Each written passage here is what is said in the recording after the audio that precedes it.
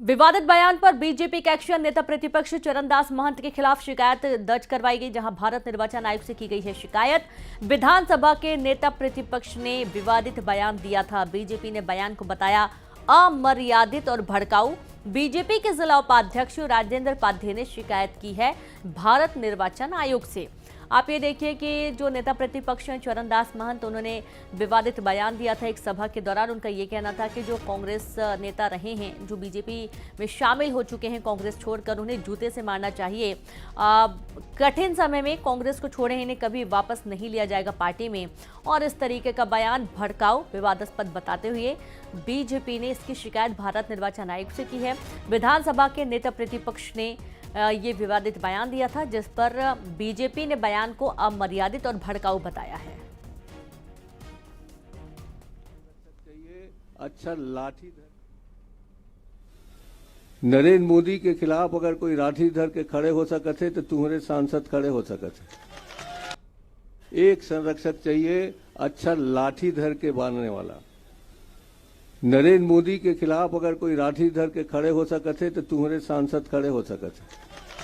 एक संरक्षक चाहिए अच्छा लाठी धर के बांधने वाला। नरेंद्र मोदी के खिलाफ अगर कोई लाठी धर के खड़े हो सकते तो तुम्हारे सांसद खड़े हो सकते। एक संरक्षक चाहिए।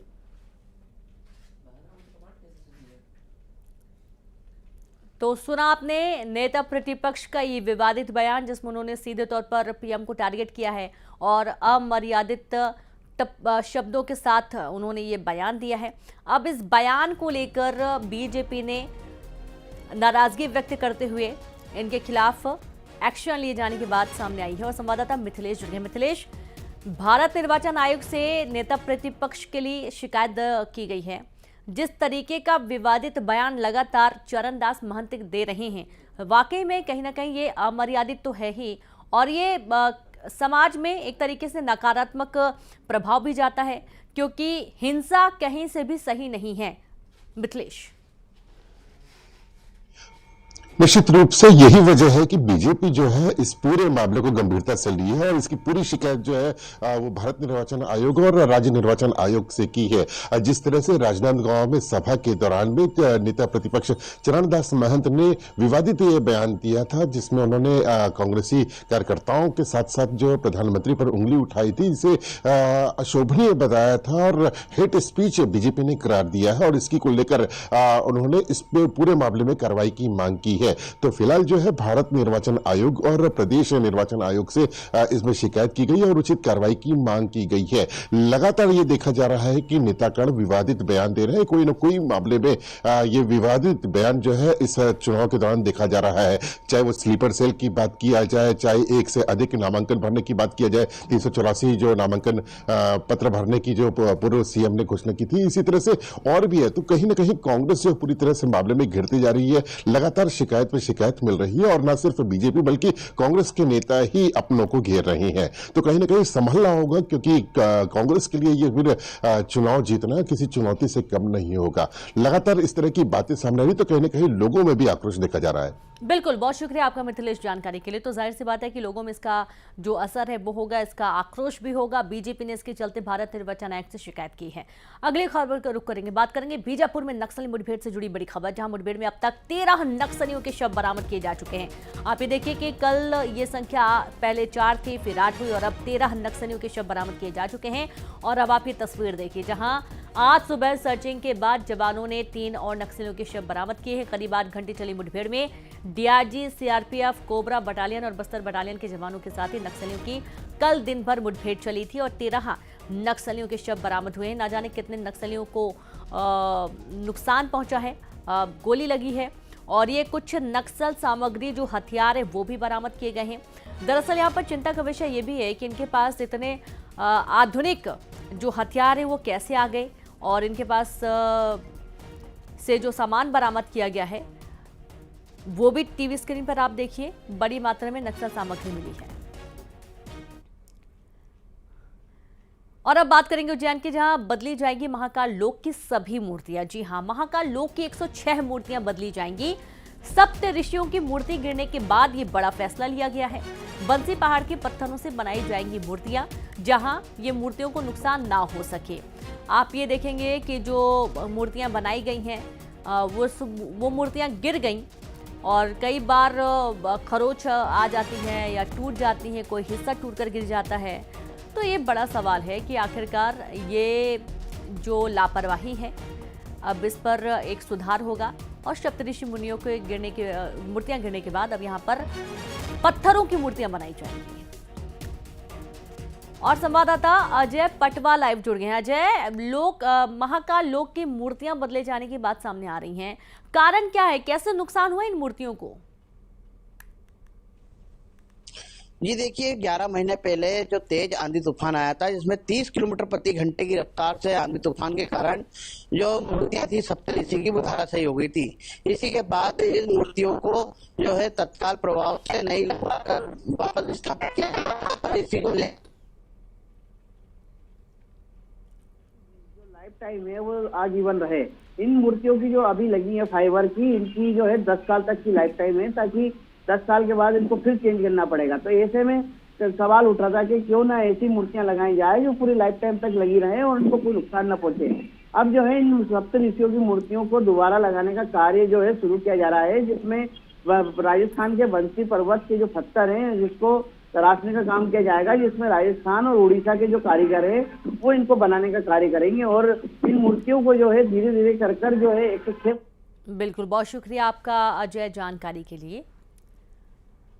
और अब बात ग्वालियर से बड़ी खबर है कि ग्वालियर में बस में सीट को लेकर मारपीट हुई और बस उतरकर सड़क पर मारपीट की गई है। मारपीट से 7 लोग घायल हो गए हैं। अक्सर आपने देखा होगा कि जो बसें होती हैं उसमें बैठने को लेकर विवाद होता है और यहाँ पर ऐसे ही कुछ मामला सामने आया था, जहाँ सीट को लेकर 2 पक्षों में विवाद हुआ। विवाद इतना ज्यादा बढ़ गया कि भीड़ में उतरकर इन लोगों ने एक दूसरे पर हाथ पैर चलाना शुरू कर दिया। बस से उतरकर सड़क पर मारपीट शुरू कर दी। मारपीट में 7 लोगों के घायल होने की खबर मिली है और उस दौरान की एक्सक्लूसिव तस्वीरें भी आपको दिखा रहे हैं ग्वालियर की, जिस वक्त ये हंगामा बरपा। हालांकि कुछ लोगों ने समझाइश की कोशिश की, लेकिन कुछ लोगों ने हाथ भी साफ किया। 7 लोग इस मारपीट में घायल हुए हैं। ग्वालियर की पूरी खबर है, जहां पर बस में सीट को लेकर मारपीट हुई और मारपीट विवाद नहीं बल्कि बस से उतरकर 2 पक्षों ने एक दूसरे पर जमकर लात घुसे चलाया और इस बीच अन्य लोग भी बीच में आ गए, बीच बचाव करने के लिए घुसे। कुछ लोग समर्थन में आए और बीच में, और इस दौरान 7 लोगों के घायल होने की जानकारी है।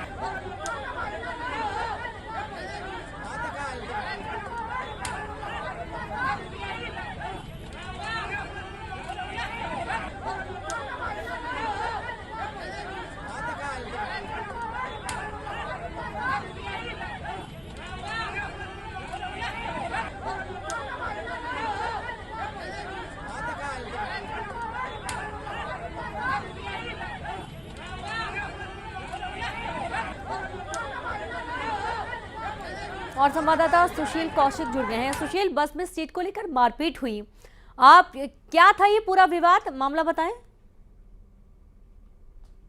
होली माता राजस्थान धार्मिक यात्रा के लिए कुछ लोग रवाना हो रहे थे और इसी बस में इन्होंने बुकिंग भी कराई थी। जब ये ग्वालियर के मुरार थाना क्षेत्र के सिंहपुर रोड इलाके में पेट्रोल पंप के बाहर बस खड़ी हुई थी, उसी दौरान जब इसमें जो बुकिंग वाले यात्री थे वो चढ़े तो 2 परिवार ऐसे थे जो एक सीट को लेकर आपस में झगड़ने लगे बस के अंदर ही।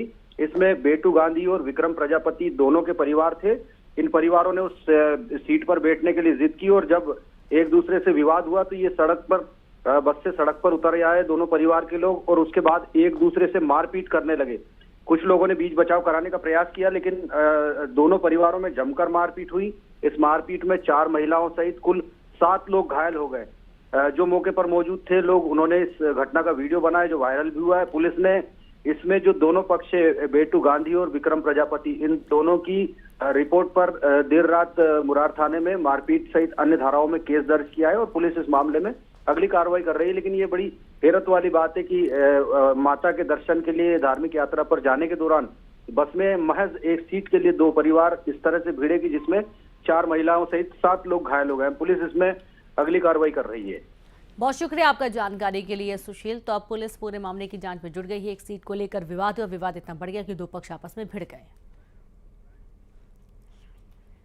धार में भोजशाला का 13वां दिन है और सर्वे लगातार किया जा रहा है। एसआई की टीम मौके पर पहुंच चुकी है, भोजशाला पहुंच चुकी है। हिंदू और मुस्लिम पक्ष के लोग भी मौके पर मौजूद हैं। सुरक्षा के पुख्ता इंतजाम किए गए हैं, पुलिस बल तैनात है। किसी भी तरीके से कोई हंगामा ना हो, कोई हिंसक झड़प ना हो, इसके चलते पुलिस बल यहाँ पर मौजूद है। आप ये देखिए कि जो टीम मौके पर पहुंची है जांच के लिए, आज चूंकि 13वां दिन है, खुदाई का काम लगातार जारी है। पूरी चेकिंग के साथ इन्हें अंदर भेजा गया।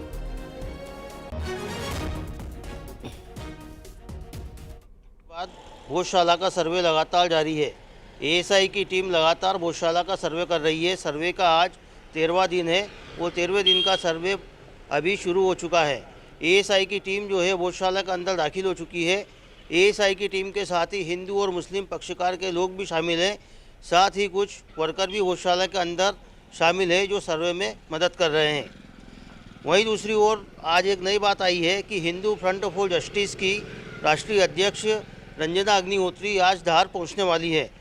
दोपहर तक वे धार आएगी और भोजशाला में जो सर्वे चल रहा है उस सर्वे में वो शामिल होगी। इस पूरे मामले की वे मुख्य याचिकाकर्ता हैं। वहीं दूसरी ओर हम सुरक्षा के लिहाज से बात करें तो सुरक्षा के भी कड़े इंतजाम यहाँ किए गए हैं। आप मेरे पीछे देख सकते हैं कि सुरक्षा किस तरह से पुख्ता यहाँ की गई है। बैरिकेडिंग की गई है, पुलिसकर्मी तैनात किए गए हैं, साथ ही अन्य बल भी यहाँ पर तैनात है। वहीं दूसरी ओर यदि हम बात करें तो पूरे धार शहर में भी सुरक्षा के कड़े इंतजाम किए गए हैं। तो फिलहाल जो है धार की भोजशाला में सर्वे जारी है जो शाम तक चलेगा और शाम को जब एएसआई की टीम भोजशाला से बाहर आएगी तब पता चल पाएगा कि आज के सर्वे में और नया क्या हुआ है। कैमरा पर्सन रवि के साथ नवीन मेहर, न्यूज़ 18 धार। झाबुआ में दुकान में लगी आग, लाखों का कृषि सामान जलकर खाक हुआ। आग पर काबू पा लिया गया है। बड़ी खबर आपको दे रहे हैं झाबुआ से, जहां दुकान में भीषण आग लग गई और देखते ही देखते आग पूरी दुकान में फैल गई। लाखों का कृषि सामान जलकर खाक हो गया। आग पर कड़ी मशक्कत के बाद काबू पाया जा सका, लेकिन तब तक पूरा सामान जलकर खाक हो चुका था। लाखों का कृषि सामान इसमें रखा हुआ था जो पूरी तरीके से जल चुका था।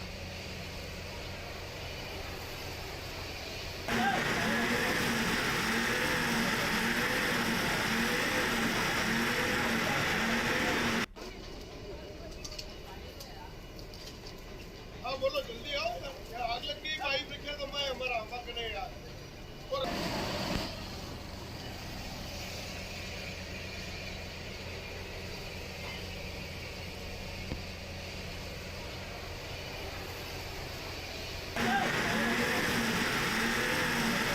तो झाबुआ की ये तस्वीर आप देखिए, जब दुकान और गोदाम में आग लग गई और देखते देखते आग पूरे गोदाम में फैल गई।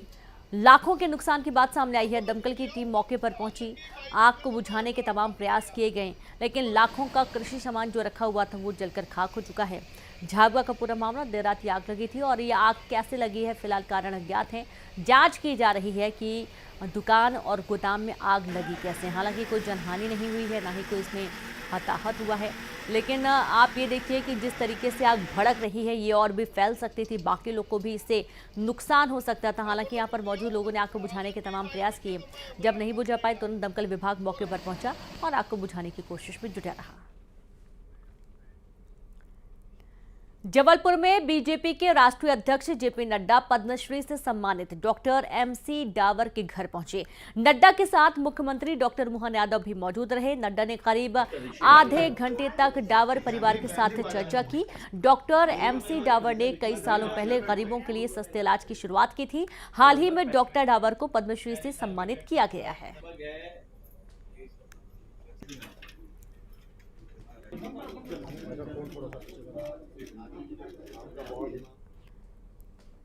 खबर राजगढ़ से, जहां से कांग्रेस लोकसभा चुनाव उम्मीदवार दिग्विजय सिंह अनोखे तरीके से प्रचार प्रसार में जुटे हैं।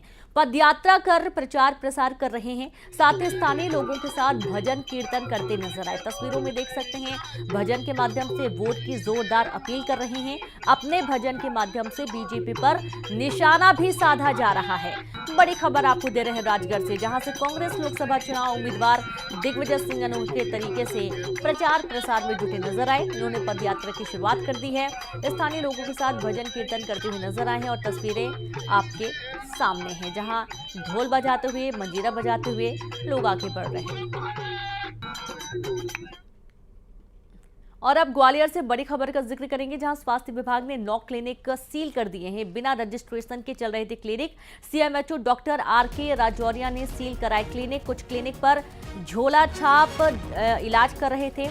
फर्जी डॉक्टरों के खिलाफ एफआईआर भी दर्ज होगी। बड़ी खबर आपको दे रहे हैं ग्वालियर से। स्वास्थ्य विभाग ने 9 क्लिनिक सील किए हैं। बिना रजिस्ट्रेशन के चल रहे थे clinic. CMHO doctor RK Rajoria ने सील कराए क्लिनिक। कुछ क्लिनिक पर झोला छाप डॉक्टर इलाज कर रहे थे। फर्जी डॉक्टरों के खिलाफ एफआईआर भी दर्ज होगी।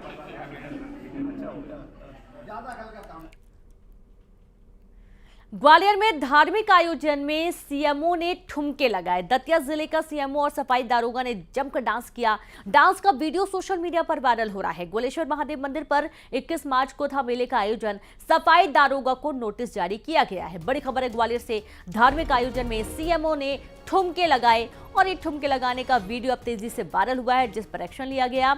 डांस का वीडियो सोशल मीडिया पर वायरल होने के बाद यहाँ नोटिस जारी कर दिया गया है सफाई दारोगा को, और इस नोटिस के बाद जो जवाब ये पेश करेंगे उस पर एक्शन लिया जाएगा।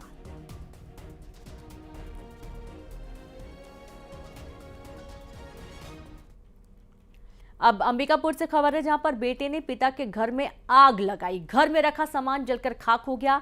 घर से अलग करने पर बेटा था पिता से नाराज। पिता की शिकायत पर आरोपी बेटा गिरफ्तार कर लिया गया है। अंबिकापुर का ये पूरा मामला आपको बता रहे हैं, जहां बेटे ने पिता के घर में आग लगाई। घर में रखा सामान जलकर खाक हो गया। घर से अलग करने पर बेटा पिता से काफी नाराज हो गया था। पिता की शिकायत पर आरोपी बेटा गिरफ्तार हो चुका है।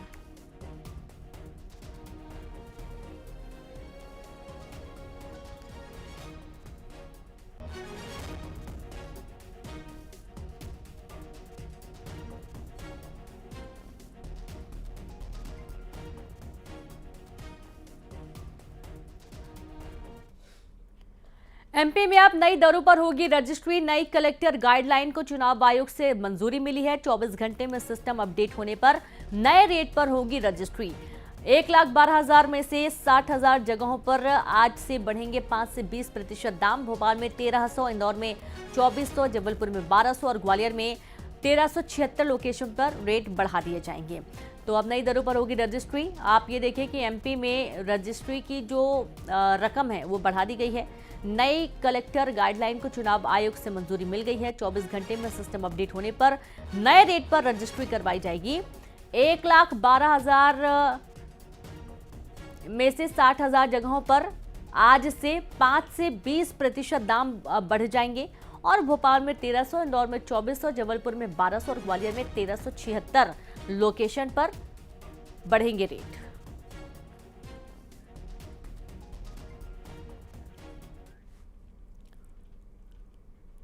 और अब बात करेंगे सूरजपुर से। बड़ी खबर की जिला अस्पताल के सामने बाइक में भीषण आग लग गई। युवक ने बाइक से कूदकर अपनी जान बचाई। बाल बच्चा युवक मरीज को देखने युवक आया हुआ था। तो सूरजपुर का ये पूरा मामला आपको बता रहे हैं, जहां जिला अस्पताल के सामने बाइक में भीषण आग लग गई। युवक ने बाइक से कूदकर अपनी जान बचाई। बाल बच्चा युवक मरीज को देखने आया हुआ था और इसी दौरान इसकी बाइक में अचानक से आग लगी। आग कैसे लगी, पूरा मामला जांच का विषय बना हुआ है। लेकिन आप ये देखिए कि गर्मी के दिनों में वाहनों में तेजी से आगजनी की घटनाएं हो रही हैं और यहाँ भी ऐसे ही कुछ मामला सामने आया जब बाइक में अचानक से आग लग गई।